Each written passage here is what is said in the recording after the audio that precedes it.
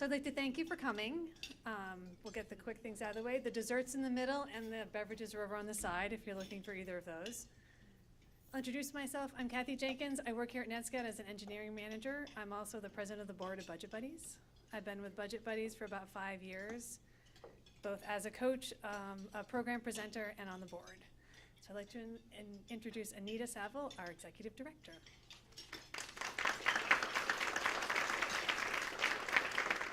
Thank you, Kathy. It is so wonderful to see all of you here today. This is our first ever luncheon, and I'm just so thrilled that so many of you could make it with us. And my first thank you goes to NetScout for doing such a beautiful job with this.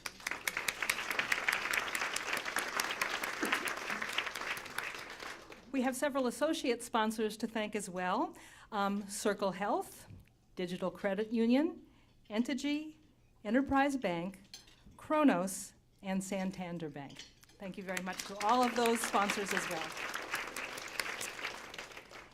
And of course to our amazing panelists who are joining us today to talk about something that is very near and dear to Budget Buddies' heart. Our moderator will introduce them when the time comes, but we are grateful that all of them could join us here today. A final thank you to Claire Barrett, who is representing our event committee here, and to our amazing staff, Katie Stoll, who is our program coordinator, and Katie Neville, who is our volunteer coordinator and business manager. All three of them did quite a lot to get this going.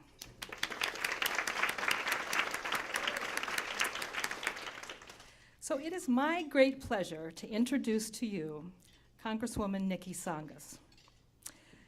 Congresswoman Tsongas was elected to the U.S. House of Representatives in 2007, becoming the first woman in 25 years to serve in Congress for Massachusetts. As a senior member of the House Armed Services Committee, she has long fought to prevent sexual assault in the military. She has also led the push for modern, lightweight, and gender-specific body armor. Nikki has been actively involved in civic and charitable life since graduating from college, when she took her first job as a social worker in New York. She has supported Budget Buddies since our launch almost 7 years ago, and we are very, very pleased to have her with us today.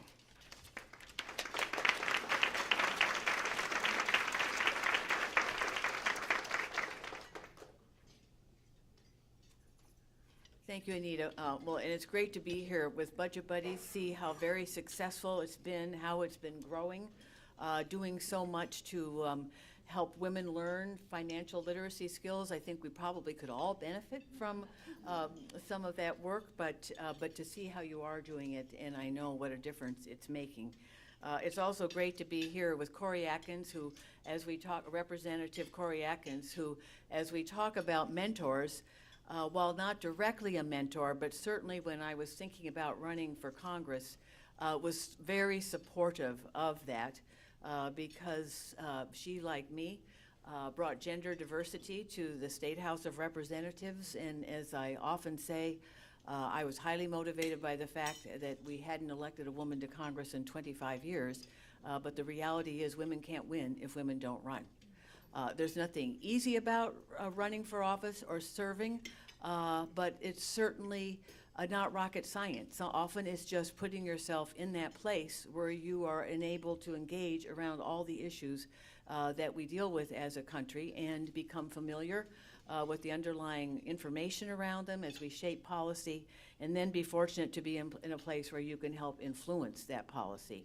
And as all of you I know must see this in your own lives, by being part of the companies you're part of, or the organizations you're part of, your presence changes those organizations. It changes the culture, but it also helps bring issues to the fore that might not otherwise be addressed, or challenge an organization to think about an issue in a slightly different way because you have a different perspective. And I certainly see that in Washington over and over and over again, especially around issues impacting women and children, but also around all the issues we face as a country.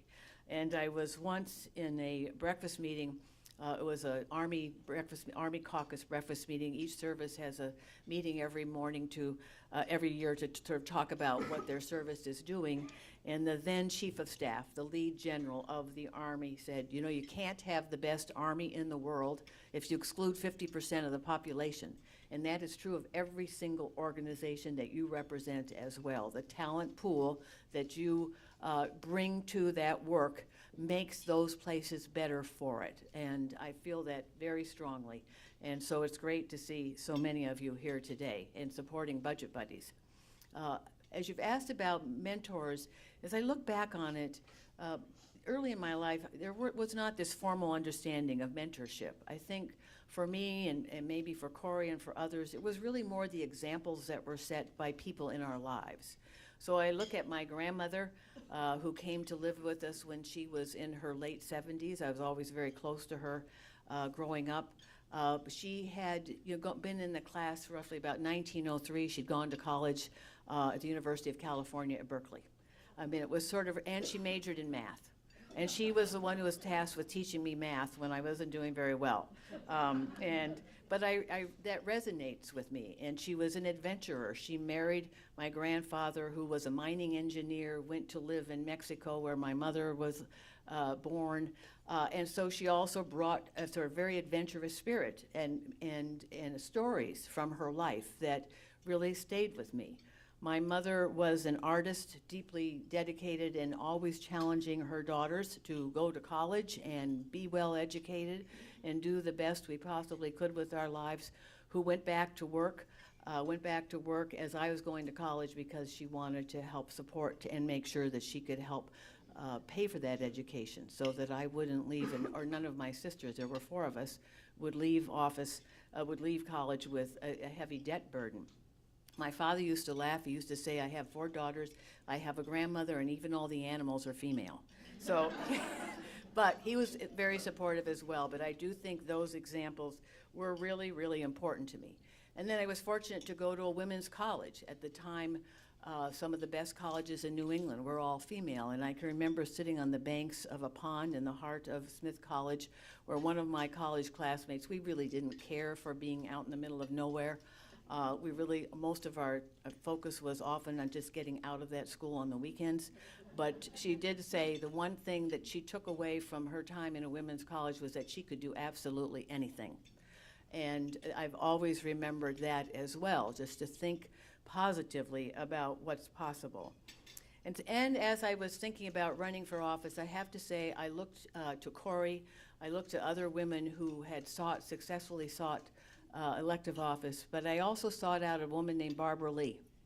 Barbara Lee, as a result of a divorce settlement in her life, took some of the pot from that settlement and invested it in thinking hard about what the obstacles were to electing women. And as I was making a decision about whether to run or not, I sought her out. She gave me several pamphlets. It was very extensive research, very thorough research. And I looked at it very closely so that I would understand the subtle obstacles that any of us seeking public office face. And it was very, very helpful to me, as was my relationship with her, because she was there constantly supporting me, as she has many other women seeking elective office. And it was a steadying influence in what was really one of the most challenging things I've ever done, run in a primary with 5 other really good Democrats, 1 other woman. The 2 of us together took about 65% of the primary vote. I thankfully took a little bit more. You know, you always want to win. But it was very, very helpful to me to understand that someone had been thinking about these things, so that while I didn't rail against them, I tried to outsmart them. Really tried to understand how I avoided some of those pitfalls.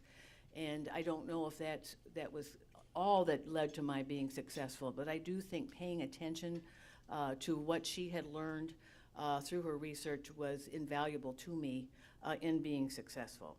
And as I've served in Washington, we're not a lot of us, not enough of us, I should say. The percentages are still not as high as they should be. They're certainly higher on the Democratic side of the aisle, than they are with my colleagues across the aisle. But as our numbers grow there, we bring, as I said, more attention to issues like sexual assault in the military, very, very important. How repealing Obamacare will impact women and children's lives. Whenever there is an issue that has broad-based implications, we're also able to bring it back to how it particularly makes a difference in the lives of women and, as I said, children. And so that's an important conversation we have to have. And as we look at, for example, as our president was gathering all of the Republican colleagues together to celebrate the vote that repealed and replaced. Wouldn't call it a replacement by any means in any real way, but the Affordable Care Act, all you had to do was look at the picture to see that we women were definitely missing. And as Mitch McConnell, the majority leader of the Senate, is putting together his group of senators to deal with what the House has passed and try to craft an additional Affordable Care Act, or whatever you want to call it, there's not a single woman being represented in that pool of Republicans. So we have a lot of work to do, but mentoring is very important. I think role models are very important. Just our being in greater numbers in the places that we call work are very, very important. And so I think we have to look at mentorship in a very broad way, but it's great to see the ways in which Budget Buddies is specifically engaging to help support women around financial literacy and to be a support system in their lives. We all need them one way or the other. I'm sorry I won't be able to be here to hear your panel. I'm sure you'll hear many different ways in which they have been mentored. I have to go on to something else, but it's great to be here, and thank you to NetScout for hosting this for Budget Buddies. Thank you all.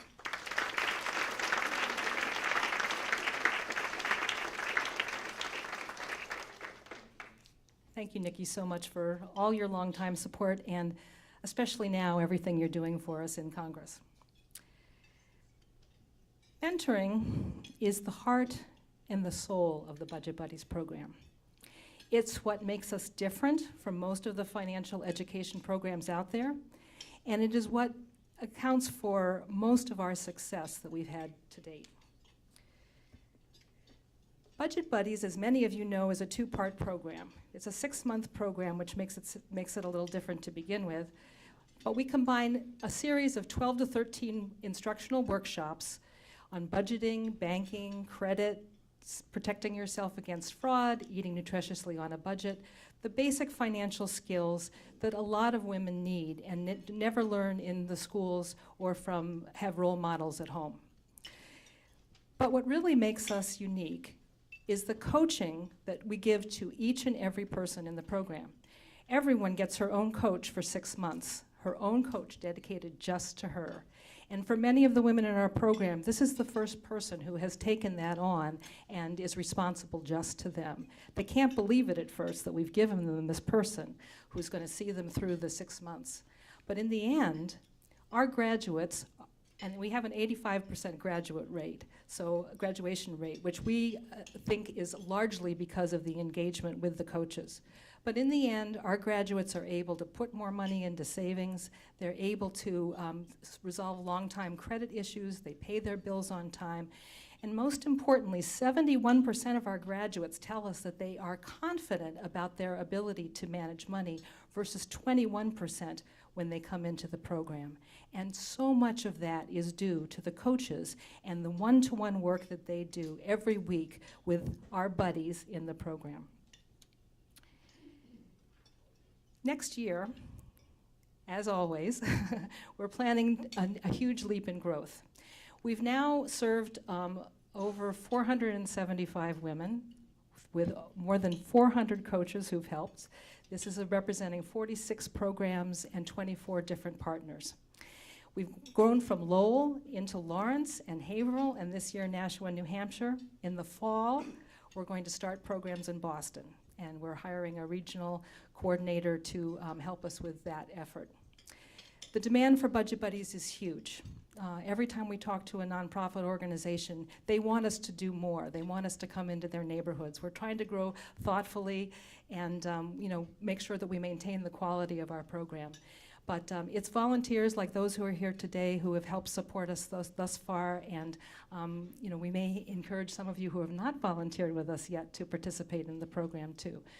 We're always looking for coaches. We're always looking for presenters, workshop presenters, and we have a lot of work that we can put, a lot of places we can put you to work in the office as well. And of course, the other way that you can help us, we are grateful today for your financial contribution.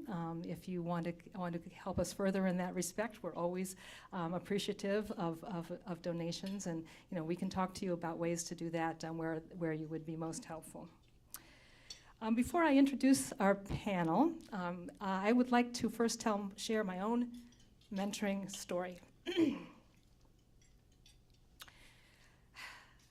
I'm prone to getting emotional at times like this, so you'll have to forgive me.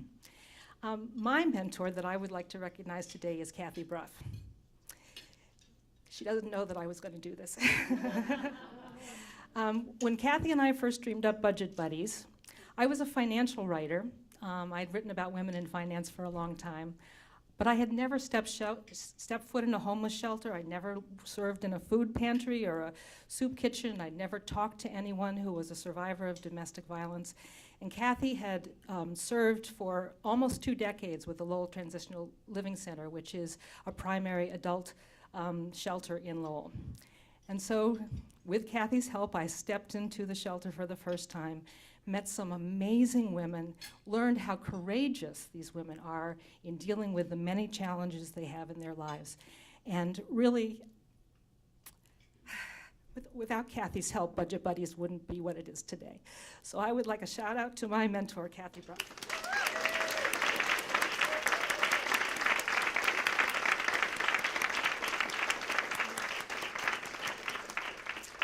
And now I would like to introduce Bopa Malone, who's our moderator. She's a vice president at Enterprise Bank, one of our sponsors, and invite the panel to come up as well.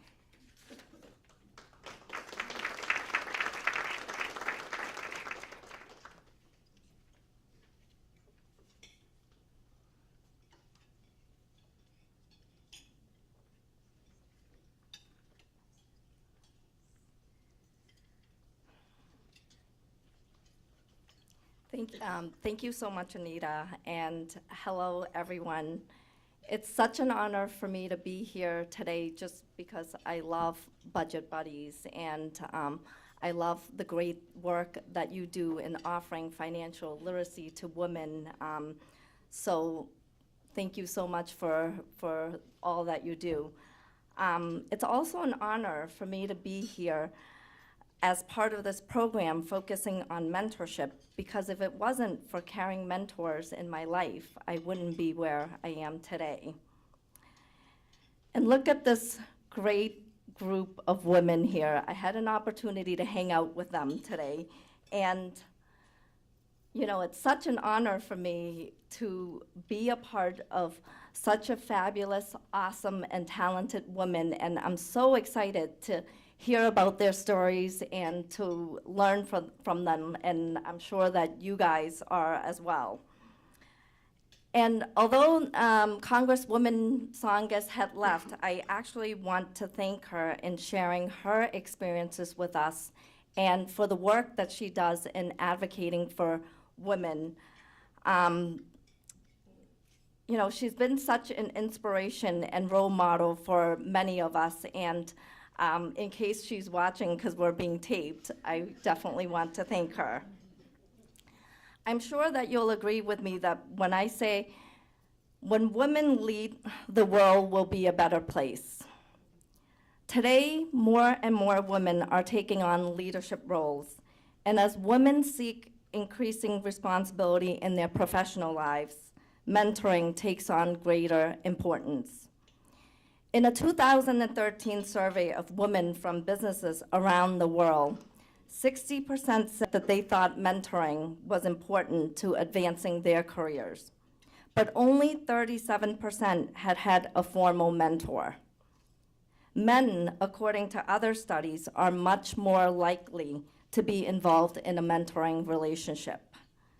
The research shows that women are likely to have their mentoring request accepted, but all they have to do is ask. Now, that sounds very easy, and I don't know about you, but for me, that's an area that I struggled with in the past, and I constantly have to work on that. Naturally, it's tough for women to do it already, but due to my background and circumstances, it was even tougher for me. But luckily, I had a great organization and many helpful mentors that helped me through my journey. A little bit about my background. My family and I were refugees from Cambodia.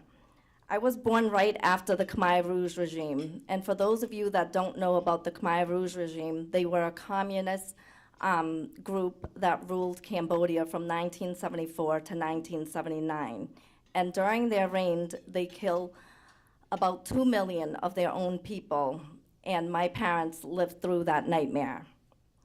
Although that regime ended, they knew that Cambodia wasn't safe. So my parents made a courageous decision to flee from Cambodia to Thailand, and we lived in the Thailand refugee camp for about 7 years until we had the opportunity to come to the US. It was a blessing to come to the US, but the adjustment for us wasn't easy. To support us, my parents had to work all the time. I adapted to the American culture, but because my parents were very traditional, they were strict, especially with me, because I was a girl. They wanted me to stay home, do housework, stay away from boys, and study. I now understand that what they did was out of love and wanting me to be successful, but at that time, due to our lack of communication and not understanding each other's world, I felt very lonely, depressed, and intimidated. Fortunately, when I got into high school, I learned about Girls Inc., an organization whose mission is to inspire girls to become strong, smart, and bold. At Girls Inc., I had women mentors who understood my struggles and helped me to overcome my challenges and fears. They saw potential in me that I didn't see in myself. They listened, encouraged me to be brave, showed me what it takes to be a successful woman, and empowered me to help others. With their support, I gained confidence, I was happy, and I no longer felt alone. Because my parents didn't know how to help me with my education, Girls Inc. helped me to apply and receive a full scholarship to Lesley University, which was an all-women's school at the time. In college, a Girls Inc. board member offered to become my mentor, even though I didn't ask. She not only connected me with her company to intern, but she would spend time with me, teaching me about business skills. In addition, I babysat for a family in Beacon Hill, and these parents became my mentors as well. The wife was an MIT business professor, and the husband managed a big investment firm. And in addition to being able to see how successful they were in raising their kids and maintaining a balanced life, I was able to learn from them and get advice from them about my career. After college, I spent a year doing volunteer work in Cambodia, where I helped to open a school. I didn't have money to stay there, but my Girls Inc. mentors taught me to be creative. I wrote a grant proposal asking for help. Through this process, I became connected with Girls Inc. of Lowell, through which its executive director, Carol Duncan, became one of my supporter and sponsor for this experience. When I returned, Carol Duncan introduced me to her husband, George Duncan, founder of Enterprise Bank, and I've been a part of the Enterprise family ever since.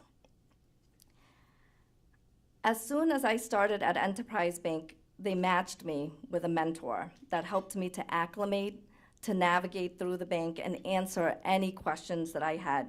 Having this relationship helped me figure out what direction I wanted to go to in banking. We have a great mentoring program at the bank, and for the past 11 years, I've had about 5 mentors who helped me to advance to where I am today. And actually, one of my past mentors, Susan Covey, is in this room right now. Thank you for being here. As you can see, I've been very fortunate in being connected with wonderful mentors who helped me to achieve my potential. Along the way, I've gained confidence to ask other professionals that I admire for their mentorship and guidance. Today, we will be talking about what you should look for in a mentor and how to put yourself in the best position to benefit from a great mentor's guidance. So without further ado, I will introduce our panelists to ask them some questions about mentoring and in their lives. And after that, I'll be opening up to you for questions and for you to be able to share your stories as well. And I would encourage that because this is a great opportunity for us to learn from each other. So to my right is Susan West Levine, who is the Chief Executive Officer of Lowell Community Health Center. And next to her is Jean Boa, who is the Chief Financial Officer of NetScout here, and we really appreciate you for hosting this today. And next to her is Joanne Ostromsky. I'm sorry if I pronounced your last name wrong, Joanne. And she is the Vice Chancellor of UMass Lowell. And last but certainly not least is Susan Green, who is the Chief Financial Officer of Circle Health. So ladies, what I'm gonna do is I'll start with my first question, and maybe we could just go through, and then and if you can, maybe you can spend a minute just sharing with the group about yourself, and then answer the question. How has mentoring contributed to your success? Well, I'm happy to start. Oh, I can tell it's not caring, is it? So do you feel outnumbered by the chief financial officers who are sitting there? Interesting that you should say that, because some of the CFOs in my career have been some of the best mentors of my career. And as a woman executive, some advice given to me years ago were that there were 2 areas that women in particular needed to gain expertise in and not shy away from. So we hear this phrase, lean in, and those two areas where women must lean in order to be successful in their careers is finance and IT. And those typically are places where a lot of people sort of resist because it seems pretty daunting. So I'm happy to be with the CFOs. And I think I'm not doing my microphone justice. So I think, like Anita, I could go on about my mentors and perhaps get very emotional about them as well. I have 2 in particular that have made a dramatic difference in my life. And so I'll give you the Reader's Digest version of the impact that these 2 individuals have had in my life. And I don't know how many of you studied liberal arts in undergrad, but oftentimes the liberal arts student comes out and we're wandering and we feel a little bit lost. And I was working at a public health hospital in Jamaica Plain, and I was a frontline staff person, really not knowing where to go in my career. What I did know is that I felt that this hospital fit my value system, and so I felt comfortable there. But I didn't know what to do because I was not a clinician. And one day, the CEO of the hospital, a female CEO by the name of Marva Sorotkin, who is in healthcare today, she was a CEO and she needed someone to cover her secretary's desk for the day. And no one wanted to volunteer. And my mom taught me a long time ago, when no one else wants to, get in there. And so I went from the 11th floor all the way down to the CEO's office. And from that moment forward, we struck up really deep personal conversations, and she understood very quickly that I was wandering. And you know what she did? she connected me to about 6 female CEOs of major hospitals across, mostly in Boston, some outside in the bedroom communities. And each of these CEOs took time to meet with me for an hour to help me sort of sort through what it was that I liked about working at this particular public health hospital and where I could perhaps turn that into a career for myself. So here's a CEO meeting a 21-year-old lost soul and taking that moment to say, let me guide you. And I don't know if I should do my second story, if we should move on. You can do your story. Okay. Yeah, do it. So the second story is where that point in a person's career where you're about mid-career and you don't necessarily know, again, you're sort of wondering what that next stop might be for you. And I think at this point in my career, I was actually questioning and maybe had a little bit of a lack of self-confidence that perhaps I could get to that next level. And my other mentor, Jim Hooley, who's well known in the healthcare field, I worked with him, and he saw in me things I didn't see in myself. And he took the moment to say to me, you know, you would be great for a community health center.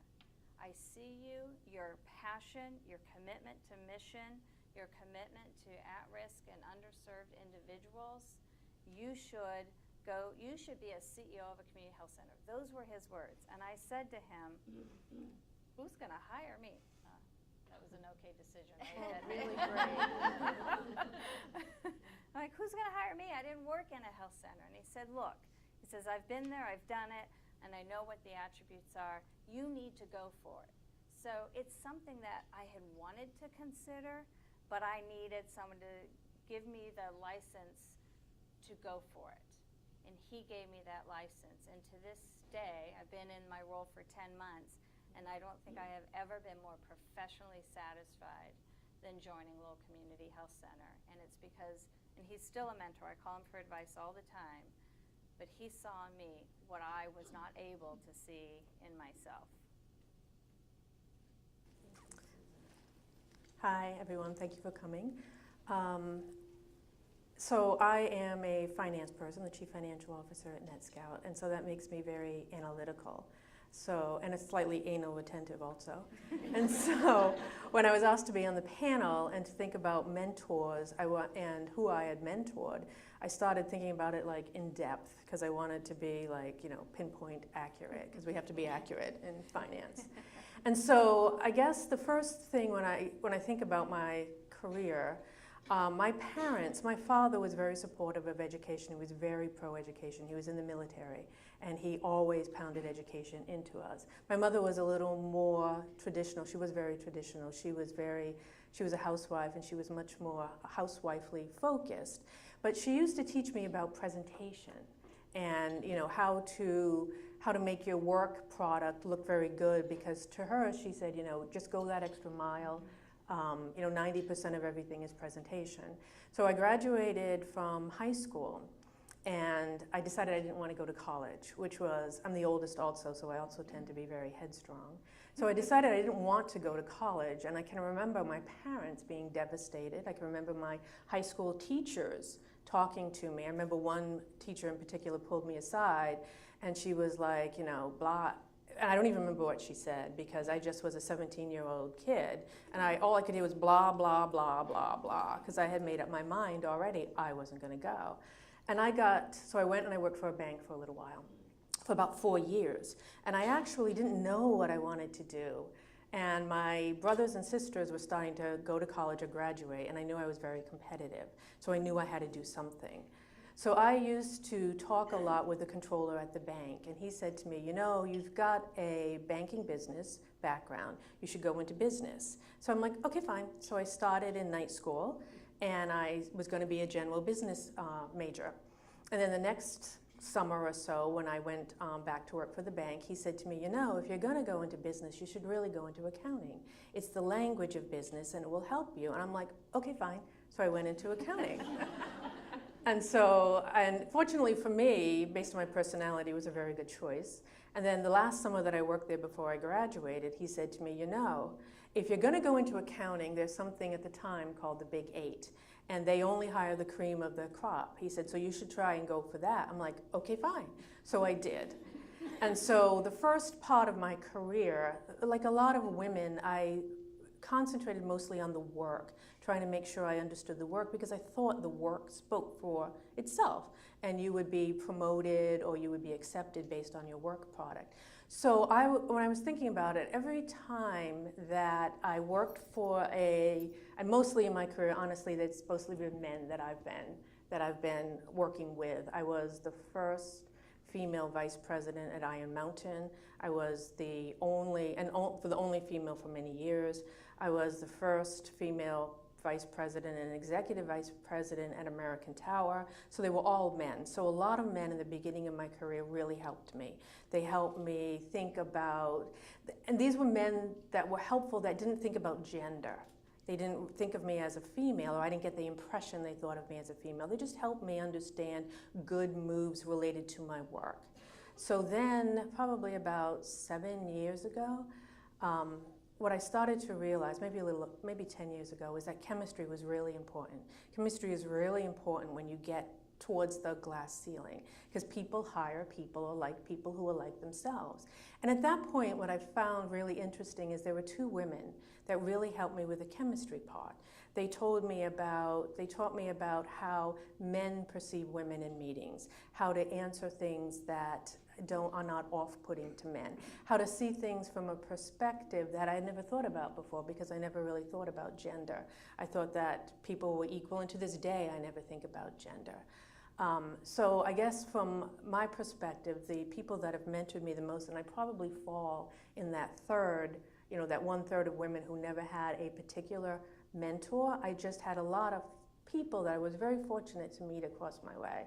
And even here at NetScout, our CEO, I don't think is very gender focused at all, and he's been very helpful to me also. There are not a lot of female CEOs that are in CFOs that are in public company in Massachusetts. And there are very few of them that are in high tech. So he's been very supportive, because in my opinion, he's been very gender blind. So I'm grateful for all the help that he has helped me with also. Well, let me see if I can get this to work.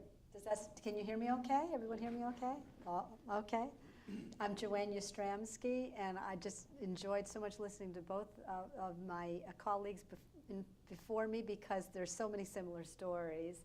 But let me just try to mix it up a little bit and see if we can find a different kind of background in Joanne. So I'm from Fort Fairfield, Maine, which is the potato farming country of northern Maine. How many of you know Aroostook County, Maine? Anybody know? Oh, a few people, okay. So you know that's all potato farms up there, and I'm a potato farmer's daughter. Oh, there's lots of Irish songs. That's Irish country. So I'm from a family of 9 children, 8 siblings, and so all of my early upbringing had such a big impact on where I am today, and that really is all about work ethic, because being on a potato farm, you're out in the, honestly, you're out in the fields at an early age working, and that's what you learn. You have a very, very big work ethic. But the other thing, of course, is that part of Maine actually is quite high in the percentage of students that go on to college. And it wasn't even a question whether or not I would go to college. It didn't even really come up. I'm in the middle pack of the children, so all of those before me had already gone to college. But I thought I wanted to go into nuclear engineering. I just loved the study of the atom. I really loved the study of nuclear science. But I'm just going to start with my first mentoring story, and that's my Aunt Dawn, who lived down the street and had her own potato farm. And she was a guidance counselor, too. Her husband actually had the potato farm. And she said, you don't really want to go into nuclear engineering because you can't choose where you want to live.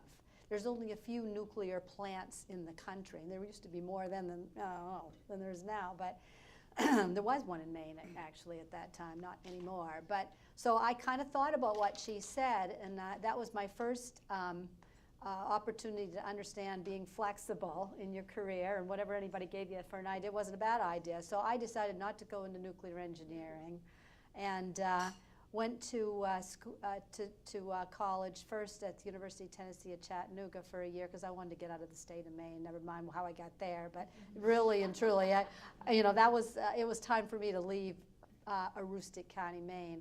So I went there, and I was going to be a secretary my first year.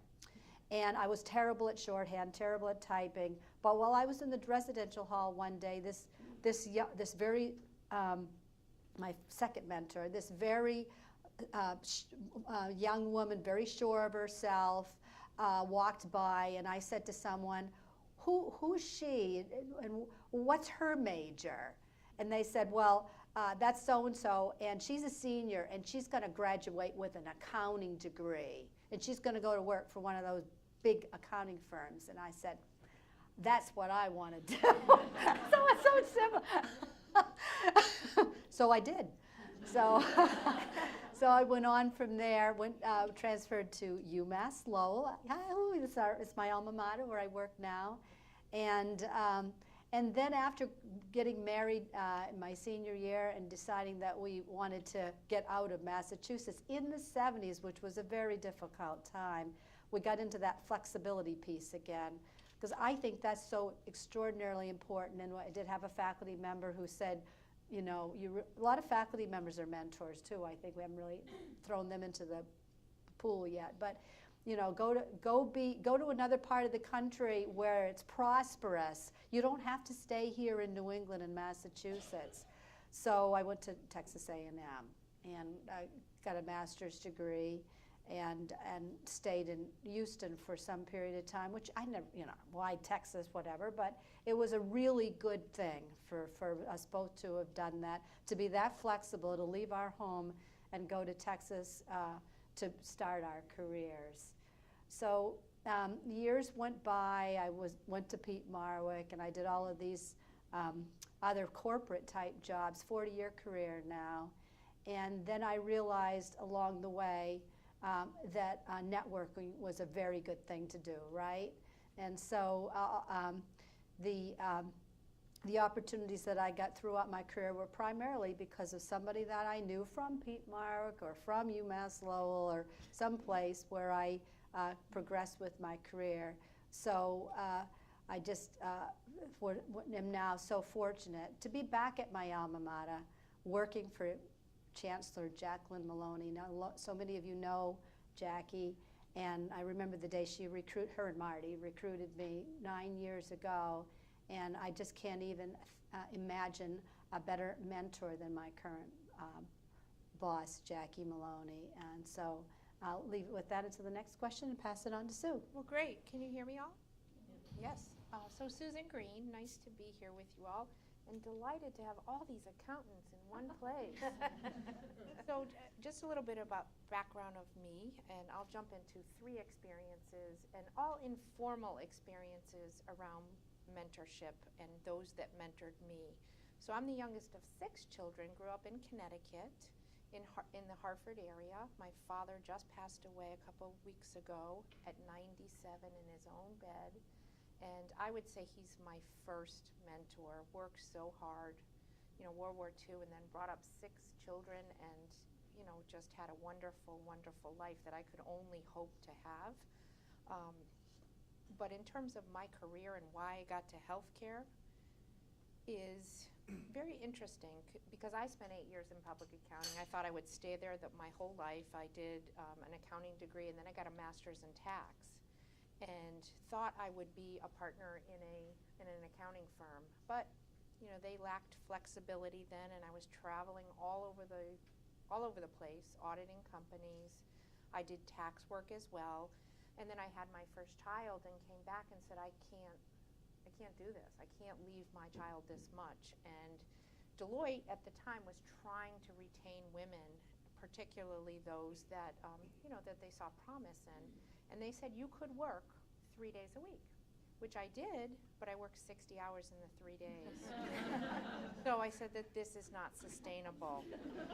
And my My favorite client was Winchester Hospital in Winchester, Massachusetts, and the boss that hired me there, he incented me or led me down a path to have a goal to be a CFO by the time I was 40. And to this day, he is a very strong mentor to me. I would call him my technical mentor. I think that mentors in your life can come in so many forms. They don't have to be a formal mentorship program. And they can be mentors that you need to work on skills at that point in your life. So I call him my technical mentor because he taught me all the intricacies of healthcare, because it is extremely complex. Sue knows this quite well, and when you get into academic medical centers, it's even more complex. So then I stayed at Winchester over 9 years, and I just learned every single department. And I worked for some people that I would call a mentor that I learned not to emulate their behaviors. So you can have mentors in your life who teach you that I don't want to be like that, and I'm going to be different from whatever else is left. Because, finance, it gets a reputation of saying no to things, and I really try not to be that within Circle Health or now WellForce with Tufts Medical Center, because it takes a team of people to manage any company. It doesn't matter. There's not one person. It takes a team, particularly in healthcare, and particularly what we're facing over these next 3 years. But we won't go there. That's the support group Yes. that's after this. And then I would also say a group of, so I was also lucky enough when I came to Lowell, I met the current CEO, Jody White, who just got promoted up to be the CEO. I met him through colleagues and a networking tool, or a networking group. And that's how I've gotten all my jobs, is through networking with people and getting out there and knowing people. I also golf a lot. I think women don't golf enough, and that's where some business is done. So I have golfed since I was 22. I'm not great, but I think more women need to pick it up because it's good exercise, and when you get older in life, it's something to do. So that has been a goal for me. But I've met Jody White at that point in time, and I was lucky enough to Massachusetts, the Mass Hospital Association has a group, the Massachusetts Health Leadership College, and it's for women, it's for leaders who want to progress in their careers around healthcare. So I was fortunate to become a fellow in that group, and I had a group of people, and I still have this group of people, but two in particular that have become my networking group, really, really close friends. We travel together. They both happen to be marketing and public relations and writers. So I'm of our team, our little network, I'm the finance people, so they call me for all the numbers, and I call them when it's something related to communication style or marketing myself or our company, and it's become almost a little mini networking mentorship of our peers, because your peers can be the most powerful mentors. And then I would lastly say a strong mentor in my life has become Norm Deshane, my current boss at WellForce.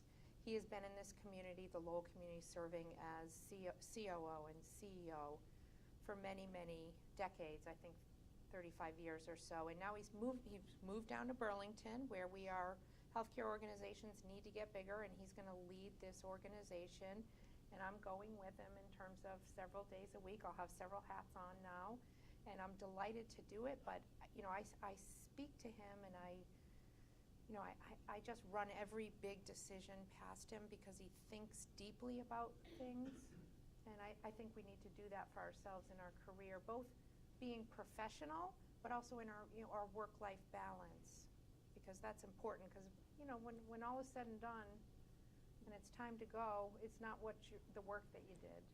In the long run, it's all the relationships you've built. Thank you. Thank you so much, and I'm very sorry to hear about your father, He was Susan. 97, and I loved him so much, but what else can you ask for? Seriously, in your own bed.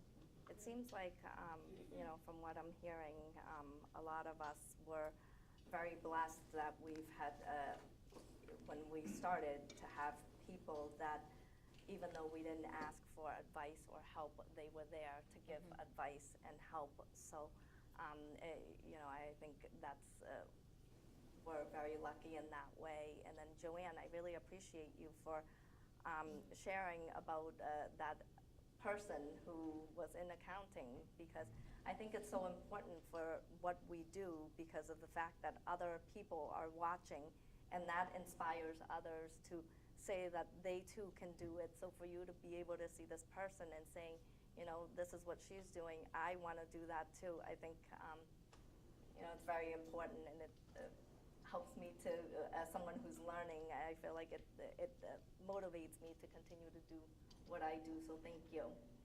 So my next question is, now that you are where you are, who are you mentoring? Susan, if we could start with you.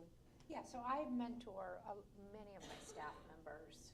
We have a core group of people within finance and materials management. So most of my mentoring right now occurs in the workplace. I would like to do more externally, and would be able to do that when I have more of a work-life balance to things. But I would say my core staff, it's really informal because we talk to each other every day, but we work so much with the people that we're with that it's hard not to have a mentoring or a closer relationship, because it is such a team sport in terms of all of the things that we face. So I have one person in particular that is sort of the right-hand person within finance at Circle Health. And, he worked with me at Winchester. He's come to Lowell, so he was at Winchester for 9 years and followed me to Lowell. And he's really developed lots of great relationships within the Lowell community. And, we talk about him becoming a CFO when it's time. And, he'll tell me, I don't want to do that. Not everyone has to get to the top. And I think we got to be comfortable with those relationships. For me, I'm like, why would you not want to do this? Please, you have to. But respecting other people's wishes around what they want to be. Joanne? So I feel like I've been mentoring organically. That's the word I came up with this morning when I was thinking about what I would say to you all. Mentoring organically all my life, all my professional life. I don't really think about it. It's just what you do every day when you have, when you're in a position of leadership in an organization, which I have been for a long time. But there are a couple of occasions where it's more formal than that. So let me just describe one or two of those to you. I'm part of an organization called the Eastern Association of College and University Business Officers. And we all care about our successors, and we all care about our industry. We're all chief business officers for higher ed. So we have a formal mentoring program. And we try to match up mentors and mentees throughout it's East Coast, and have some structure to the program. So it is a new venture for us, and I'm not sure about it yet because this formal mentoring is not organic. You've got to have a relationship with the person, and sometimes it's like over the phone because they live in, the first one I had was University of Virginia, for example. And so it's a lot of phone calls, and you really have to have goals established as to what it is that you want to get out of this mentoring program. And that particular time he wanted to get out of getting a new job, and that really isn't what it was for. It's learning how to well, there's different goals in mentoring, right? It isn't just always to get the next job. So I'm still struggling with the formal mentor program at this organization, in that it's at a distance. It's not somebody you necessarily are ever going to work with. And how strong can you establish those goals and accomplish them? But that is one example. That's a formal mentoring program. And then I'm like Susan on the mentoring for our successor, for UMass Lowell Successor Ready Place. I've been before that. I think it's very important and very exciting to be able to leave the organization with a successor that you mentored And I'm going to say that I've probably been successful at that about half the time. It just doesn't always work for whatever reason, isn't the right match. You try, you think you're doing the right thing by setting an example and teaching all you know, but sometimes it doesn't work out for whatever's not inside the person. There's the third thing I wanted to say about mentoring is your children. That's the hardest of all. I try to mentor my children, particularly my daughter, and I think that's organic too, but I think wait till they get to in their 20s and you have a little bit more success at it. So.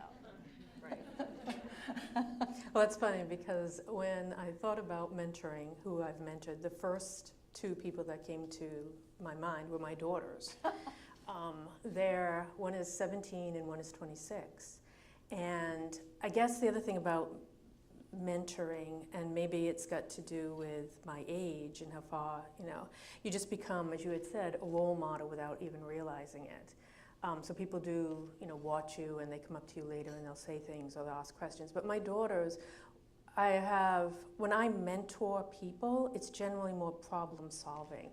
And so what I've done with them, which I do with a lot of people that ask me questions, is one of the things I think is important about mentoring is trying to understand the situation that the person is in. And you can collect a lot of facts, and it's hard because you have to understand what the chemistry is involved and those things. And what I usually try to do is just think about it in 360 degrees. And so look at this perspective, look at that perspective. But what I really try not to do is put my own values on that person, because while I may think, these three alternatives, number one is the best, I never tell them this is what you should do. I tell them, look at it this way, look at it that way, and then they put their own values. So when it comes to my daughters, I've done that also. One, ironically, struggled in high school also, and then she did very well in college, and she became a CPA. She just left Deloitte, and she's going to start next week at Rent the Runway. So she's very excited about that. And the other one is she loves science and she wants to be a doctor.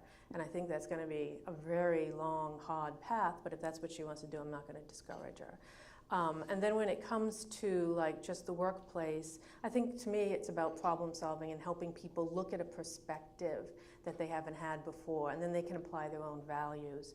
And then through the Boston Club and the Commonwealth Institute, I have been asked to do mentoring for programs that they've held for women that have wanted particular mentoring. And it's just generally the same thing. Try to understand the situation, try to help them look at it through a different perspective, and then let them, because again, I think if you make your own decisions, it's the best for you. And so I just try to help people think about the different possibilities that they have and let them put their own value system on that. So I'm thinking, a daughter in finance and a daughter that might go to med school. So maybe I give you my card and then I come work for the health center. Can I just say one thing? This is what I meant to say. I'm sorry. I always lose my thoughts. The thing that's most important to me about my daughters, and the thing that's most important to me about women, is women have value. And what I really like about my daughters is they just know they have value. They know that their value is in their head.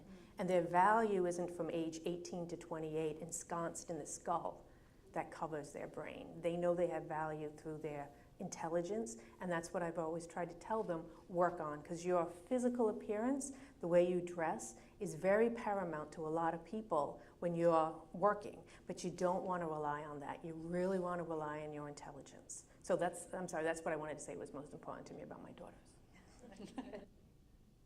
So I love your word organic, because I too have found that some of the more formal structured mentoring programs have not actually been the ones where I have felt that I've contributed to in the best way. And so what I've discovered is that mentoring moments are far more important. And there's a couple types of mentoring moments, and then those that are very deliberate, and then those that are opportunistic. And to take a step back and talk about a bad mentoring moment, because the bad ones probably shape you more than anything.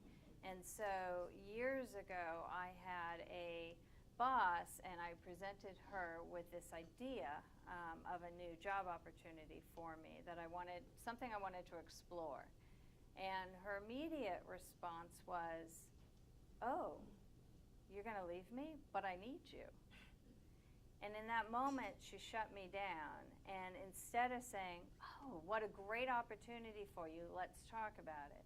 So that is just, it's so in me and in everything I do. And so that the first thing I do now, and I did it at the health center, I hope with every single senior manager or direct report that I have, the first thing I ask them is, what do you want in your career? And how can I help you? And let's figure that out. And so that to me is the deliberate moment. And that is what I have to do every single day, at a minimum, with the individuals that report to me. Let me help you find your way, and let me make those connections through my network or through someone else's network. But I will help you find your way. And I'm doing that now in a very, again, very deliberate way with a couple of people who have taken me up on that offer and said, yes, this is where I want to go. But I need more help in, ironically enough, in financial management. I'm like, then let's get you in, we'll plug you into all those meetings, and we will teach you, because you will need to know that for this particular role that this individual has wanted. And then there are those opportunistic moments, and then I think I could do these all day long instead of my day job. But you know, I had a young man walk into my office recently. He wants to go to medical school. He works in our clinical informatics department. And we started talking about how he's getting a little bit tired of the data, can't wait to go to medical school. And I said to him, just file this away, but a physician with really good data analytics skills will make for a fabulous CMO. And so, you know, go out, get your he wants to be a primary care physician, which is awesome. Go do that, and then if you decide that you want to break out and go on to the administrative track, just file away that you've got this gift, this absolute gift for understanding data that will make you an unbelievable, first of all, his personal skills are to die for, that you're going to be a fabulous administrator. And so that was just a casual conversation. He popped into my office because, I don't know, we were working on something, and we stumbled onto this conversation, and I can't help myself but to take those moments and say, well, what do you want to do with your career? How can I help you? Don't think, file this away. This is what I see in you. You are so much more than perhaps what you're seeing in yourself at this present time. And so I probably have whole list of those stories where people have done that for me, and where I have made a conscious decision that that is what I'm going to do in my career for all kinds of other people. And unfortunately, it started out because someone shut me down, and she shut me down mostly because she was more worried about the impact to her, not realizing that the benefit is so much greater when you help someone achieve what they want to achieve. So my big sort of message to the world is structured, formal, textbook-like mentoring programs. Sometimes they can swallow you whole, and you might not have the chemistry with someone. Don't let that discourage you. Look for those mentoring moments. Thank you.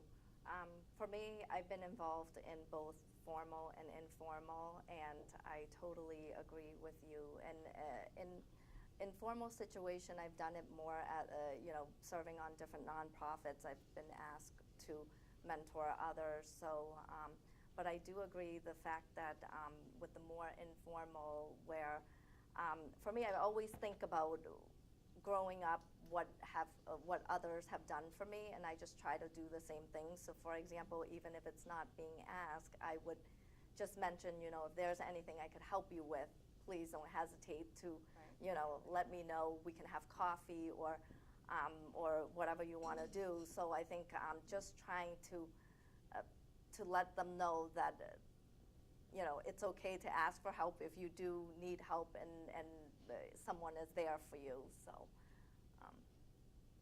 yeah. And Susan, I've heard you.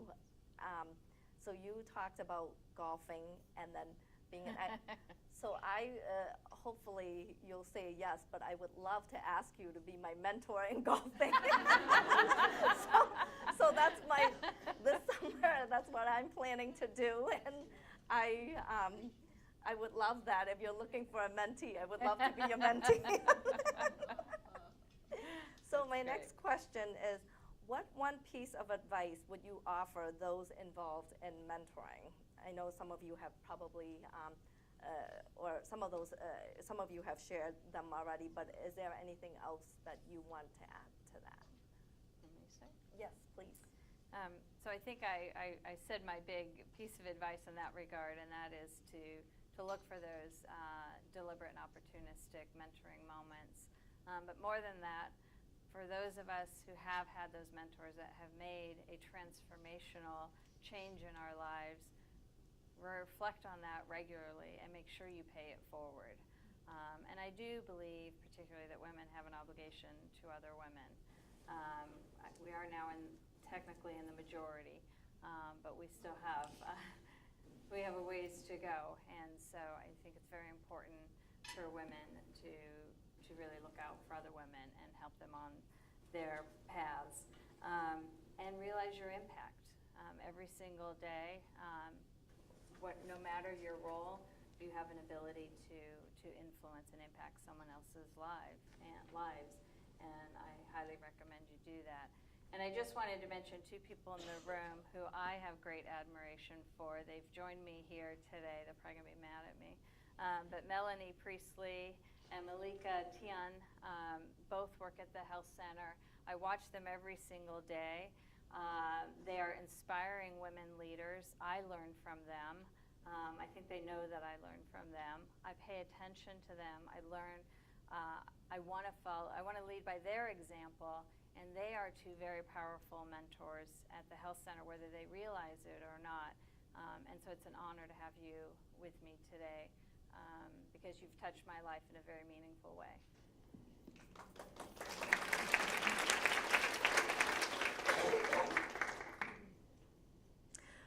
I don't think I really have anything else to add. I would agree that they're mostly more informal, and I think I just go back to women have a unique perspective. I think it helps when you're dealing with others, and I just think it's really helpful if you can help people solve their problem, look at it, listen very carefully, because sometimes even the problem they're coming to you with isn't even really the problem, it's something else. And sometimes it's so clear to you, but you want to be able to lead them to it so that they realize it themselves rather than just tell them, and just help them see and put their own value system on whatever the situation is that they're dealing with at the time. So just a couple thoughts, sort of in closing. One is that I think it's really important to set an example, lead by example. And in that regard, I have this list called the Traits of Leadership that I got off a bulletin board at my daughter's college, and I keep it with me all the time, and I share it with people that I am mentoring, or if I'm going to be a guest lecturer at a class of students at UMass Lowell or something like that. But what I just wanted to say is gaining leadership traits and learning leadership in however way you can do that, reading book, listening to speakers, just being around strong leaders. Leadership has been very important to UMass Lowell, I can tell you that. And then finally, I had one more thing. Go ahead, Susan. I'll see if I can remember what it was. All right. Oh, I just remembered. Oh, really? Go ahead. I do that all the time. Oh, I'm so sorry. I just wanted to say something about balance in life. That was it. We all in this room, all of us have stress in our lives. We all do, and whatever kind of stress it is, we're always going to have it. So we have to learn how to manage it, And I think that's a very important thing to mentor people, how to manage their stress, whether it's an exercise program, I'm going to draw, I'm going to play golf, I'm going to play the flute. I just think managing stress and balancing your life is an important point to make. So I would say just two things in closing. One is to reinforce the notion of having a group of either friends or colleagues that you can, bounce things off of in a safe environment, and that's what those ladies do for me. They're in healthcare so they can understand, but they also complement my skill set. So it's become friendship, but also a mentoring type of friendship. And then I would also say my spouse, my husband. We had our 30th anniversary this last August, and I would say he's a strong mentor in my life. And look for those mentors that are we spend all of our time with our spouse. You got to like them and you've got to learn from them. I got married so young. I was 21, together when I was 19, and so we basically grew up together. And it's hard work. Every day it's hard work. We know that, and he mentors me, and I mentor him in so many ways. Yeah, so I think it's important to listen and be honest with each other. I always appreciate that a lot of my mentors, even though it might not be something that I wanted to hear, they were very honest with me. And then when I took the time to listen to that or to reflect on it, I think it's, it was better for me. So I always appreciate when people are honest with me. And not to counter mentoring, but I think also trusting in yourself as well, and making sure that, because I think when you have mentors, realizing that these mentors, they come from different walks of life, they have their own experiences, they don't really know the whole you either. So I think being able to think about that and saying, whatever advice they give me, which I appreciate, but at the same time, for me, like knowing, this is what I know of myself, and this is what, and learning to be able to keep that relationship, but being able to make decisions based on what you feel is right for yourself. That's great. Yeah. So, ladies, thank you so much for sharing your thoughts and your wisdoms with us. And before I turn it over to our audience for questions and their stories, is there anything that you would like to add, Joanne? Just in case. Anything? I just had one quote that I wanted. My father just passed away too. Both of us are on a board together, and we are 96 years old. And he always used to say this. He loved quotes and sayings and so forth. Maybe that was that greatest generation. But he always used to say to me, it's great what you did yesterday and all the great things you did yesterday, but it's what you do tomorrow that counts. So I just share that one saying because I thought it was important, and that was my mentor too. Dad was my mentor too. So thanks for asking. Thank you. Well, audience, questions? Would you like to share your story?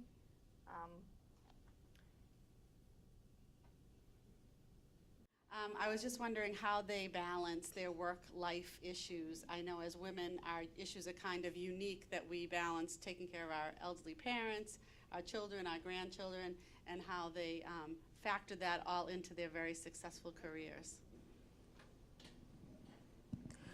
I guess I want to stop because one of the women that I had mentioned, she's actually a executive recruiter at Korn Ferry, and she is a Harvard Business School graduate, and she just got put on a program where she is going to mentor 8 recent Harvard Business School graduate women.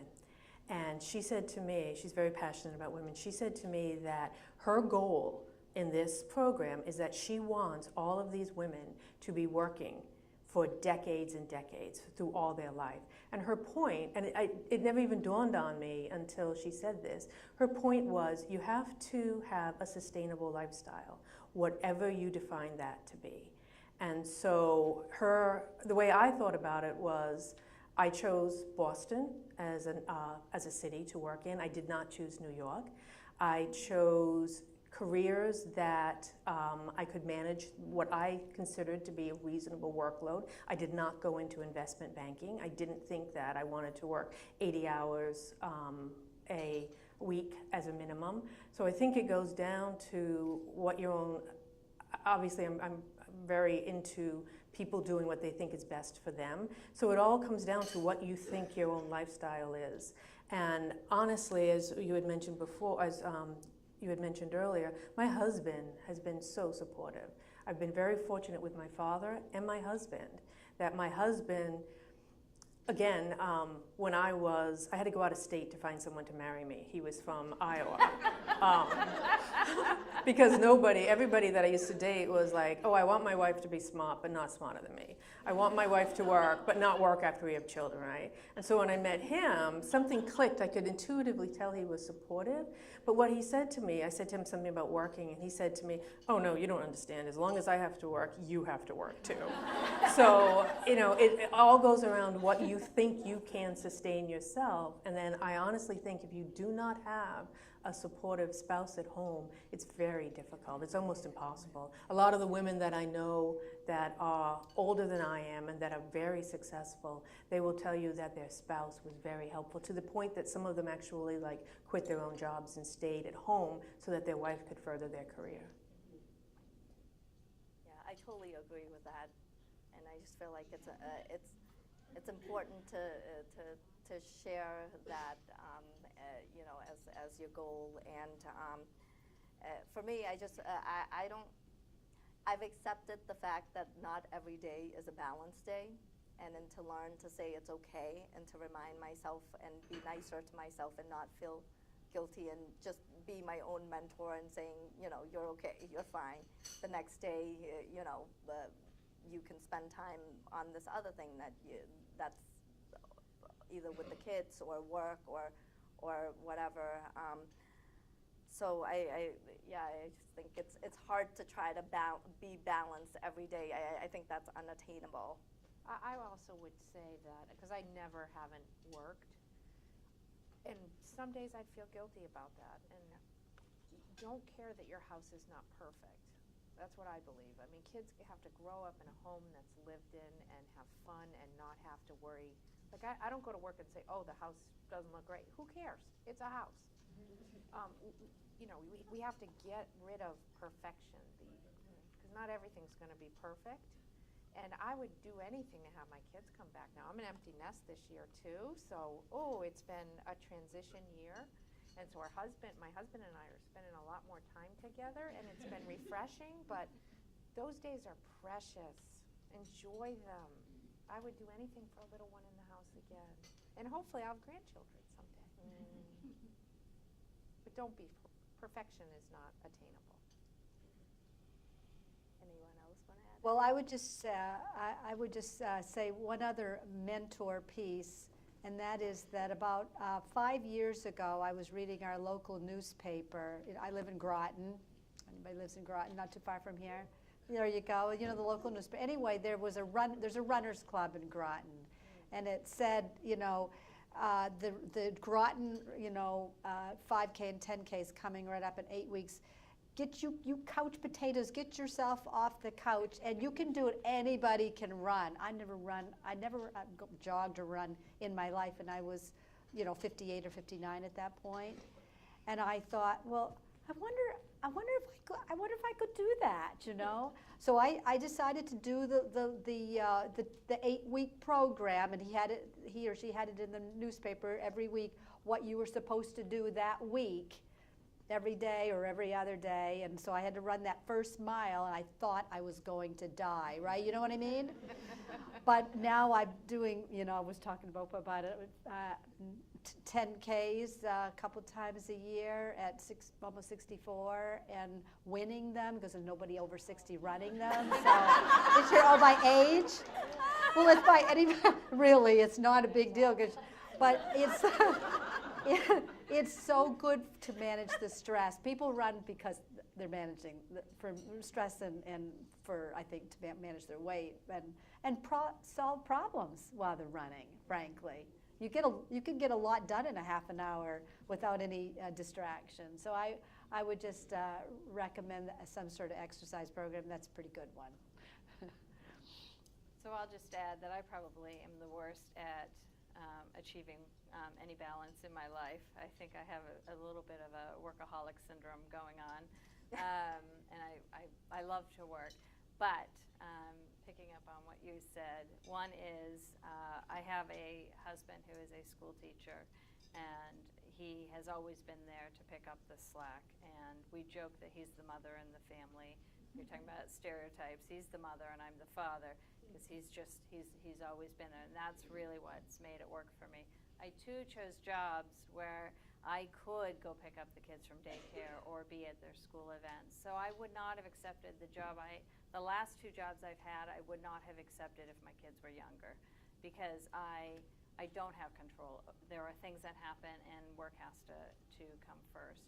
But the one thing I do that keeps me sane, I'm not going to say balanced, is I have my projects, and I make sure that I carve out several hours a weekend. I'm a woodworker, and I go in, and if you want to see my very cool Reed's Fairy Shed workshop, that is my sanctuary, and I go in there and I work on my projects, and I'm renewed, and that's my precious few hours. Yeah. Do we have time for more questions, Anita? Or? Maybe if someone has a story, a mentoring story they want to share, That would be maybe nice. on Does- first. that would be- so-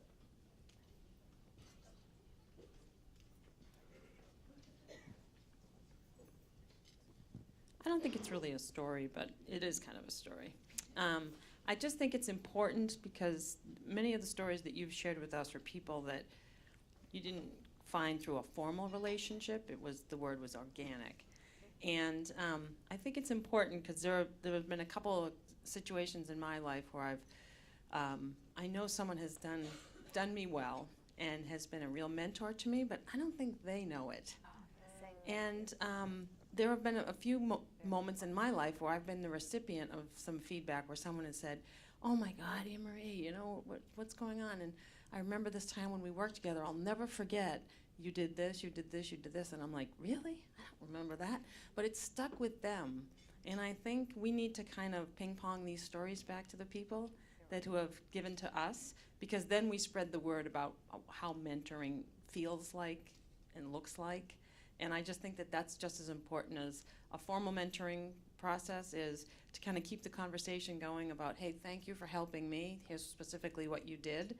And then to hear it and then think about going out and thanking those people who helped you along the way too. So that's just a thought that kind of resonates with me. Very important. Yeah. Thank you so much for sharing that. Thank you. Well, thank you so much, ladies. If you don't mind, everyone, can you please give these phenomenal women a round of applause? Thank you so much.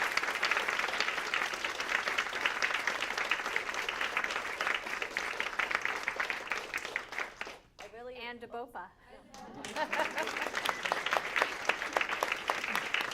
I really, on behalf of Budget Buddies, I really appreciate all of you for being here. And ladies, thank you so much for sharing with us. I really enjoyed learning from you, and I've gained a mentor, and I'm so happy. So thank you so much. I hope you guys learned a lot today. Have a good one.